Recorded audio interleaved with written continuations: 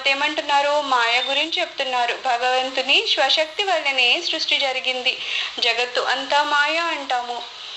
భగవంతుడే కదా ఆయన శక్తితో ఇక్కడ ఏదన్నా ఈ జగత్తు సృష్టించబడింది, లేకపోతే జగత్తులో ఉన్న జీవులు సృష్టించబడ్డారు, లేకపోతే జగత్తులో ఉన్న అణువు కూడా ఎవరితో సృష్టించబడ్డారు, భగవంతుని వల్లనే సృష్టించబడ్డారు. భగవంతునిలో నుంచే వచ్చాయి, మళ్ళా భగవంతునిలోకే లీనమైపోతూ ఉంటాయి. కాబట్టి అక్కడ ఎవరిది ఉంది స్వశక్తి, భగవంతునిదే ఉంది. ఆయన శక్తి వల్లనే ఇదంతా సృష్టించబడి ఉంది. జగత్తు అంతా మాయ అంటాము, అసలు మాయే మాయ కదా, దాన్ని ఎవరైనా వెలుపల ఉండి కదా చూడాలి. అటువంటప్పుడు మాయలోని తారతమ్యాలను ఎలా గుర్తించగలము? జగత్తు ఒక దిగ్విషయము అంటున్నారు. జగత్తుని ఏమంటాం, మాయ అంటాం. బాగుంది, అసలు మాయే మాయ కదా అంటున్నారు. ఏది మాయ అంటున్నామో అది ఇంకా మాయ కదా అంటున్నారు. అలా అయితే ఏమంటున్నారు, దాన్ని ఎవరైనా వెలుపల ఉండి కదా చూడాలి. మనమే అందులో ఉన్నాం అనుకుందాం, అందులో ఉన్నదాన్ని మనం చూడలేం. మనం మాయలో ఉన్నప్పుడు మాయను ఎలా చూస్తాం, చూడలేం. మాయను చూడాలంటే ఏం చేయాలి, మనము బయట నుంచి చూడాలి. ఏదో ఒక స్టేజ్ మీద ఏదో నాటకం జరుగుతుంది, అక్కడే నుంచి ఉంటే మనకి సరిగ్గా కనిపించదు, అదంతా కలిసిపోయి ఉన్నాము, అందులో ఉండిపోయాం. కాబట్టి ఏదో ఒకవైపు ఉన్నాము, వెనక ముందు ఎవరెవరు పాత్రలు తిరుగుతూ ఉంటే అదేం అర్థం కాదు.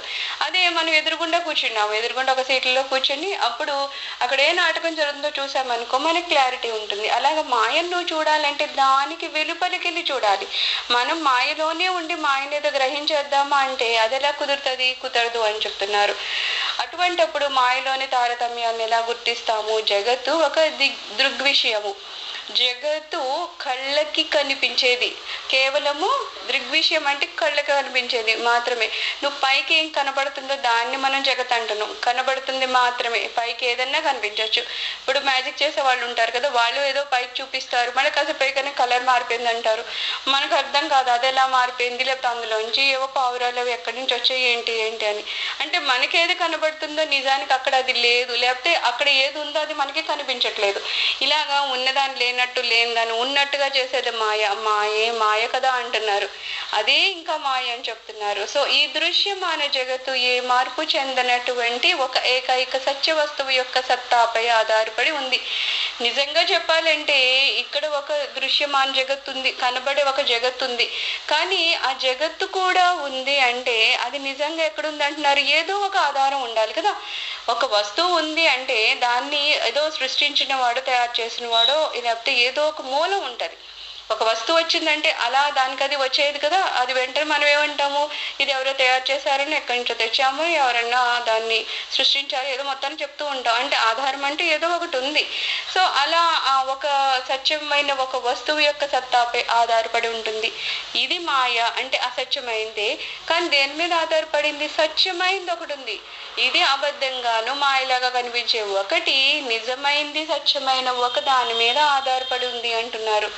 జగత్ వ్యవహారంలో మునిగి ఉన్నావు కాబట్టి ఈ జగత్తు నీకు సత్యంగానే గోచరిస్తుంది. అలా ఎలా మాయ అంటున్నావు, మాకు అన్ని కనబడుతున్నాయి కదా, లోకం కనబడుతుంది, వ్యక్తులు కనిపిస్తున్నారు, పర్వతాలు నదులు ఇన్ని కనబడుతుంటే ఇదేదో మాయ అంటే ఉన్నది లేదు, లేదు ఉందని ఎట్లా చెప్తున్నావు, ఇవి మనకు కనబడుతున్నాయి కదా అని మనం అంటామంట. ఎందుకంటాము, ఎందుకంటే ఈ మాయలో మనం కూడా భాగం కాబట్టి, మనం కూడా ఇందులోనే ఉన్నాం కాబట్టి మనకి ఈ మాయ అంటే లేనిదేదో ఉన్నట్టు, ఉన్నదేదో లేనట్టు మనకి అలాగే కనిపిస్తుంది. ఎందుకంటే మనం కూడా దానిలోనే ఉన్నాం కాబట్టి. జగత్తుకు అతీతంగా వెళ్ళిపో అంటున్నారు. ఫస్ట్ నువ్వు ఆ జగత్తు నుంచి నువ్వు బయటికి వెళ్ళు. జగత్తు మాయతో ఉంది కాబట్టి నువ్వు ఆ మాయ నుంచి నువ్వు కొంచెం బయటికి వెళితే ఏమవుతుంది, అప్పుడు మాయమయ్యి సత్యం ఒక్కటే నిలుస్తుంది. ఎప్పుడైతే ఈ జగత్తు అని ఆ మాయ నుంచి నువ్వు బయటికి వెళ్ళిపోయి చూసావో అప్పుడేమంటున్నారు, అసత్యం అని చెప్తున్నాం కదా. జగత్ అనేది నిజంగా అక్కడ ఉందా అంటే లేదు, ఉందని చూపిస్తున్నారు. కాబట్టి అలాంటి మాయ అవునా కాదా, అసత్యమా సత్యమా అని తెలుసుకోవాలంటే ఏమంటున్నారు, నువ్వు దాని నుంచి బయటికి వెళ్ళిపోతే నిజం అనేది ఏంటో, సత్యం ఒకటి ఉంది అనేది నీకు అర్థమవుతుంది అంటున్నారు. అందులోనే ఉన్నంతసేపు నీకు అది అర్థం కాదు. బాహ్యంగా వెళ్ళి చూస్తే అవును కదా ఈ జగత్తు మాయ కదా అని మనకి తెలుస్తుందట. మనస్సు బహిర్ముఖమై ఉన్నప్పుడు జగత్తు యొక్క ఉనికి బాహ్యమైన వస్తువుగానే గోచరిస్తూ ఉంటుంది. మనసు ఎప్పుడైతే బహిర్ముఖమై ఉంటుందో అంటే ఆ ప్రపంచంలో, బాహ్య ప్రపంచంలో తిరుగుతూ ఉందనుకో, దానికి ఏమవుతుంది, జగత్తు యొక్క ఉనికి బాహ్యమైన వస్తువుగానే గోచరిస్తూ ఉంటుంది. ఉంటుంది. ఈ జగత్తు ఉందంటే ఏమంటారు? అవును, వస్తువు ఉంది అంటారు. ఎందుకంటే ఇది బాహ్య ప్రపంచంతో కనెక్ట్ అయి ఉంది మనసు. అదే అట్టి సమయంలో మనసు ఆత్మలో తన అనన్యాత్మకతను పోగొట్టుకుంటూ ఉంటుంది. అనన్య ఆత్మ, ఆత్మ అనాత్మ ఉంది కదా. అనాత్మ అంటే శరీరం కదా, ఆత్మ అనేది లోపల భగవంతుని రూపం.